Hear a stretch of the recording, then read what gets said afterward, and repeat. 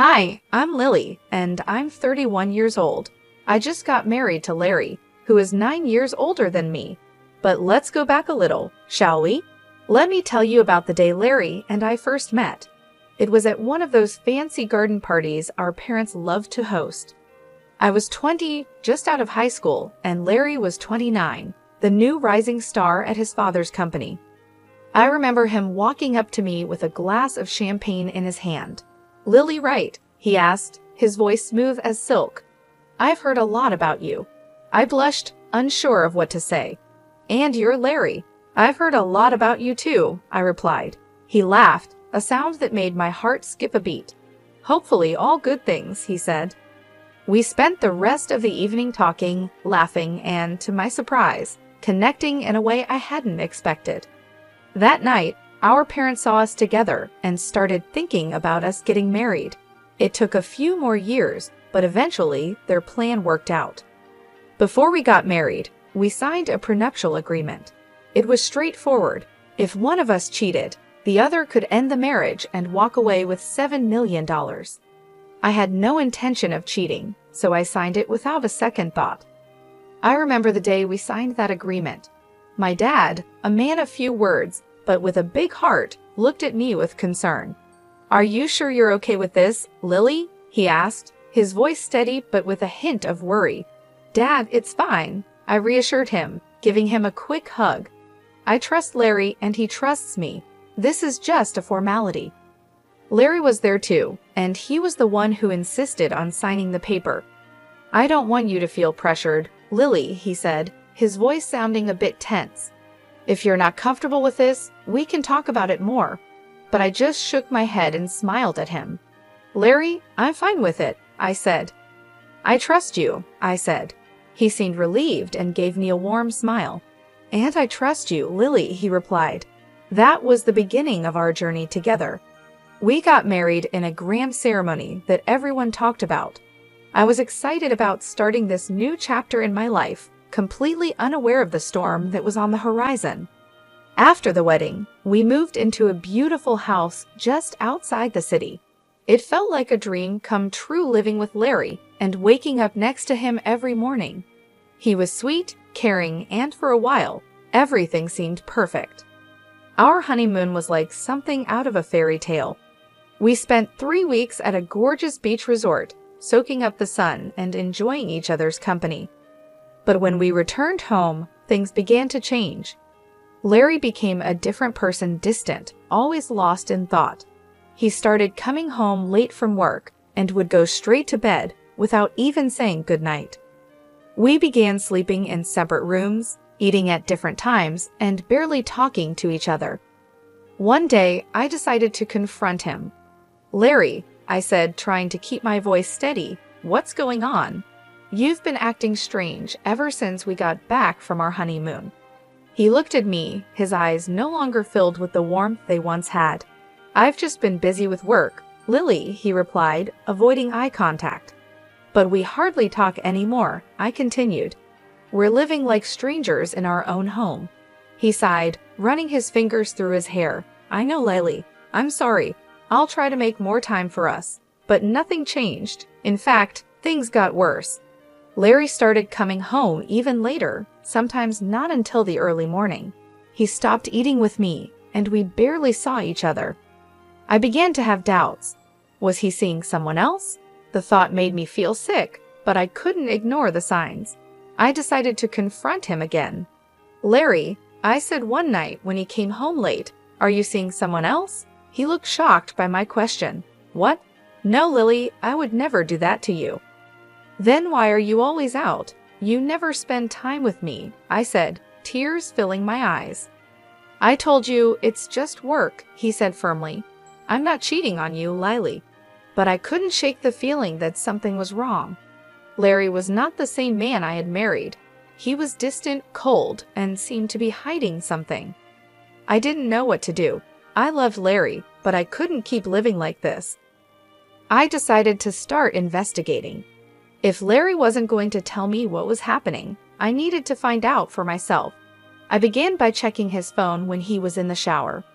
I felt guilty for invading his privacy, but I was desperate for answers. I didn't find any suspicious messages or calls, but I did find something that made my heart sink. Larry had been searching for apartments. Was he planning to leave me? I confronted him about it. Larry, why are you looking for apartments? Are you planning on leaving me? He looked shocked. No, Lily, I was just looking. I wasn't planning on leaving you. Then why were you looking? I asked, my voice trembling. I don't know, Lily, he said, barely whispering. I just need some space. One day, I decided to talk to my mom about it. She's always been my support, the person I turn to when things get tough. Mom, I said, I don't know what to do. Larry has changed. He's not the same person anymore. My mom listened, concern written all over her face. Lily, she said, you're both still adjusting. You're newlyweds. It takes time to build a life together. I wanted to believe her, to think that this was just a phase and that things would get better. But deep down, I knew there was more to it. Larry was hiding something. I could feel it. I tried to push the feeling away, tried to convince myself that Mom was right. But the nagging voice in the back of my mind wouldn't go away, constantly reminding me that something was off. 3 weeks later, I gathered my courage and approached Larry. I need a job, I said, looking him in the eye. He seemed surprised. You want to work? He asked, raising an eyebrow. I nodded. Yes, I need to do something, Larry. I can't just sit at home all day. He thought for a moment, then said, I can offer you a job at my foundation. We help kids in tough situations. Would you be interested? I was surprised. Larry's foundation was well known for its work with children, and I had always admired what they did. Yes, I said without hesitation. I'd love to. Working at the foundation was a breath of fresh air. I was busy, and I was doing something meaningful. I met kids who were strong and resilient, kids who had gone through more hardships than any child should. It was heartbreaking, but also inspiring. The job kept me busy and helped me take my mind off the problems at home. Larry and I were struggling, but at least during the day, I had something else to focus on. The work was tough and emotionally draining, but it was worth it. I felt like I was making a difference, like I was doing something important. For the first time in a long while, I felt happy. But even then, I couldn't shake the feeling that something was wrong. Larry was acting strange and distant. I couldn't figure out what it was, but I knew something was off, and I was determined to find out. With a heavy heart full of questions and doubts, I decided to hire a private detective. I needed to know if Larry was cheating on me. It wasn't just about my pride. It was about my peace of mind. I couldn't live with constant uncertainty, always wondering what had gone wrong. There was also the prenup we signed before getting married. If Larry was cheating, it wouldn't just be a betrayal, it would be a costly mistake. I found a detective agency in the city run by a man named Tyler. He was an ex-cop, a seasoned veteran with a sharp eye and a no-nonsense attitude. I told him my story and my suspicions. He listened, his face expressionless. I'll do my best, Lily, he said when I finished, but I can't promise anything. If your husband is cheating, he's doing a good job of hiding it. I nodded, understanding. I just need to know, Tyler. One way or another, I need to know. I remember the day he came back to give me his report. His face was serious, his eyes filled with sympathy. I'm sorry, Lily, he said. I couldn't find any evidence that your husband is cheating on you. I felt a strange mix of relief and disappointment. Part of me was glad that Larry wasn't cheating, but another part of me was frustrated. If he wasn't cheating, then why did he leave? What was he hiding? Are you sure, Tyler? I asked, my voice barely above a whisper. There's nothing at all. Tyler shook his head. I'm sorry, Lily. I know this isn't what you wanted to hear. I thanked Tyler and paid him for his services. As I watched him leave, I felt a deep sense of loss. I was back where I started, with more questions than answers. One day, while I was working at a charity event, a new guy walked in. His name was John. He was handsome, with a smile that could light up the room. He was smart, with a quick wit and sharp mind. He was funny, with a sense of humor that made everyone laugh. He looked like a famous actor, with his chiseled features and striking good looks. In short, he was my ideal man. But despite being drawn to John, I couldn't shake off a feeling of unease. His arrival seemed too perfect, too convenient. I couldn't help but think about Larry and our prenup. If I was caught cheating, I'd have to pay a huge sum of $7 million. Could John be a trap set by Larry to catch me? I decided to hire Tyler, the private detective I had used before. I asked him to investigate John and see if he had any connections to Larry. Tyler agreed to take the case and started digging into John's past and connections. He followed him, watched his movements and interactions. Tyler was thorough, leaving no stone unturned. In the meantime, I tried to keep my distance from John. It was hard, especially since he was so charming and attractive, but I had to be careful. I couldn't afford to fall into a trap, not when so much was at stake. One day, John asked me out for coffee. I was torn. Part of me wanted to say yes, to get to know him better. But another part of me was scared, worried about what Tyler might find. "I'd love to, John," I said, trying to keep my voice steady. "But I'm really busy right now. Maybe some other time." John seemed disappointed but didn't push. "Sure, Lily," he said, his smile fading a bit. "Some other time." I felt a pang of guilt. What if I was wrong? What if John was just a nice guy, and I was letting my suspicions ruin something good? But I couldn't take the risk, not until I knew for sure. 5 days later, Tyler came to give me his report. His face was serious, his eyes hard. "I'm sorry, Lily," he said, "but your suspicions were right. John is working for your husband." I felt a rush of emotions, anger at Larry for trying to trap me, relief that I hadn't fallen for it, and sadness that John wasn't who I thought he was. But above all, I felt a sense of vindication. I wasn't imagining things, my suspicions were real. "Thank you, Tyler," I said, my voice catching with emotion. "You've done a great job." As I watched Tyler leave, I felt a strange sense of closure. I had dodged a bullet and avoided a costly mistake. But I also felt like I had lost something, the idea of the perfect man and the hope of finding love again. It was a hard truth to accept, but I wasn't going to let it bring me down. I was stronger than that. I was determined to move on and find happiness again. I didn't need an ideal man. I just needed someone who was real and honest, and I was going to find that person no matter what. Instead of sending John packing right then, I decided to take a different approach. I chose to play along and befriend him, all while keeping my behavior above board, so Larry would have no reason to accuse me of anything. John, however, took my friendliness as a sign of something more. He started to relax, thinking he had me fooled. The irony was that he was the one being played, but I didn't let him in on the secret. I couldn't risk him running back to Larry, so I kept up the act and maintained a friendly facade. One day, I decided to take things up a notch. I asked John to join me for lunch, making it sound like a casual discussion about charity work. He agreed, with a smug smile on his face, thinking he was making progress. We found a quiet spot in the cafe. "So John," I began, "how are you finding the charity work?" He shrugged, a confident look in his eyes. "It's good, different but good." "And Larry?" I asked, trying to keep my voice steady. "What do you think of him?" John looked surprised. "Larry? He's okay, I guess. Why?" I shrugged, trying to appear casual. "Just curious. He's a bit of a mystery, isn't he?" John laughed, clearly relieved. "Yeah, he can be hard to figure out." We continued chatting about work and life, and I made sure to keep my tone neutral, not giving him any reason to be suspicious. In the days that followed, I continued to play along, keeping up the friendly act but never crossing the line. I was always on guard, always careful. It was a risky game, but one I was willing to play for now.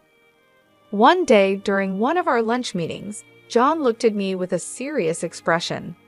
"You know, I've been thinking," John said. I raised an eyebrow, feeling a chill run down my spine. About what? I asked. He shrugged, looking uncomfortable. About us, about this thing between us. My heart skipped a beat. This was the moment I had been dreading. I forced a smile. And what is it that we have, John? He looked at me with a hopeful expression. I think we have something special. I felt a pang of guilt. John was falling into my trap, just as I had planned, but it didn't feel right. It didn't feel good. Still, I had to keep up the act, had to keep playing the game. So I smiled at John, a fake smile plastered on my face. Yes, John, I said, my voice barely a whisper. We do have something special. And just like that, the trap was set. The game was on, but at what cost? The Cold War at home with Larry was as icy as ever. We'd occasionally run into each other, exchange chilly greetings, and then retreat to our separate corners. Most nights, he stayed at his apartment, claiming it was more convenient for his work. One Friday afternoon, I called John. I laced my voice with warmth as fake as his documents, inviting him over to my place. He probably thought I was finally ready to give in to his advances. Poor guy, he couldn't have been more wrong. When John stepped into my home, he was greeted not by a seductive housewife, but by my old classmate, now a stern-faced police officer. The surprise on John's face was worth every bit of it. The officer checked John's papers, and as expected, they were as fake as a $5 bill. Now it was my turn to make a move. I offered John a choice. He could either stick with Larry and face the consequences of his fake documents, or he could switch sides and work for me. John's eyes darted between me and the officer, and after a moment of silence, he nodded. He agreed to my deal. Checkmate, Larry. With that, the real game began. I had Larry's pawn now playing on my side, but I knew this was just the beginning. Larry was a crafty man. He wouldn't go down without a fight. In the days that followed, I kept a close watch on John. Despite his agreement, I knew I couldn't fully trust him. He was a wild card, a potential threat, but for the time being, he was a useful one. One day, I called John to my office. "We need to talk," I said, my tone serious. He looked at me, a hint of unease in his eyes. "About what?" "About Larry," I replied. "I need to know everything, his plans, his strategies, everything." John hesitated, then nodded. "Okay, I'll tell you everything." I knew I had my insider, and my counterattack was ready. But this was just the beginning. The real battle was still ahead. Larry wouldn't go down without a fight, and I had to be prepared. This wasn't just a game anymore. It was war, and in war, there are no rules, only survival. Days turned into weeks, and I was getting anxious. I wanted to confront Larry, to show him I wasn't the pushover he thought I was. Tyler, who I turned to again, gave me some advice. "Push Larry," he suggested. "Make him think you've fallen into his trap." It was a gamble, but I was ready to play the game. So John and I staged a photo shoot. We posed in ways that could be seen as compromising, like proof of an affair, but we were careful. We kept the original photos, where everything was as innocent as a Friday school picnic. Once the photos were ready, I handed them to John. "Give these to Larry," I said, passing him the envelope. "Let him draw his own conclusions." John looked at me, concern on his face. "Are you sure about this?" he asked. "Once you start this, there's no going back." "I know," I replied, my voice firm, "and I'm ready." The very next day, Larry was all smiles at dinner. He thought he'd caught me, that he had the upper hand, but he didn't say a word about it. I wasn't worried. I knew what was coming, and I was ready. Meanwhile, Tyler was on the case, digging up dirt on Larry and finding all the evidence we needed. He was good at his job, and I trusted him. Finally, Tyler called me. "Larry's relaxed and has let his guard down," he said, his voice full of satisfaction. "I've got him. I've got all the proof photos, videos, everything." I felt a surge of excitement. "Good," I said, a smile spreading across my face. "Let's bring him down." But I didn't confront Larry, not yet.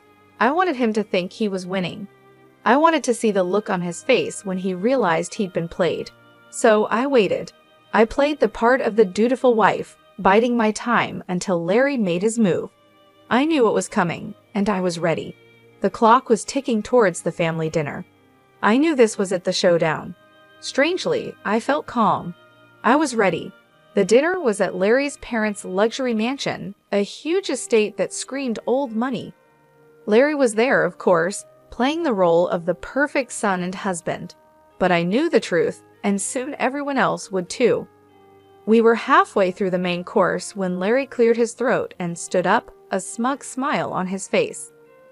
"I have something to say," he announced, looking straight at me. He pulled out a set of photos of me with John and tossed them on the table like he was holding a winning hand.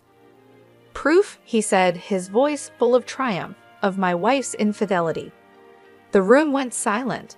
I could feel everyone's eyes on me, but I didn't flinch. I was ready for this. I calmly stood up and met Larry's gaze. "Yes," I said, my voice steady. "I know this man, but he's not my lover. He's an actor hired by you, Larry, to frame me." I pulled out my phone and pressed play. The room filled with John's voice, confessing everything. Larry's smile faded, and his eyes widened in shock, but I wasn't done. I pulled out my own set of photos and videos evidence of Larry's affairs. I tossed them on the table. "What about these, Larry?" I asked, my voice cold. "Can you explain them?" Larry stammered, trying to deny it, but the evidence was undeniable. His parents' faces turned to stone. My parents, who had been quiet until now, finally spoke up. "You ungrateful brat," my father roared at Larry. "We trusted you with our daughter, and this is how you repay us." Larry's mother was in tears. "How could you, Larry?" she sobbed. "How could you do this to us, to her?" The aftermath was swift. We divorced. Larry's parents, furious at their son's deceit, fired him from their company. His reputation was in ruins. As for me, I walked away with $7 million in compensation. Now, Larry is jobless, scrambling to piece his life back together, while I'm free. I'm enjoying the peace and quiet, the freedom from him. I won. I took on Larry and won. I outsmarted him and played his own game better than he did. And it feels good. It feels right.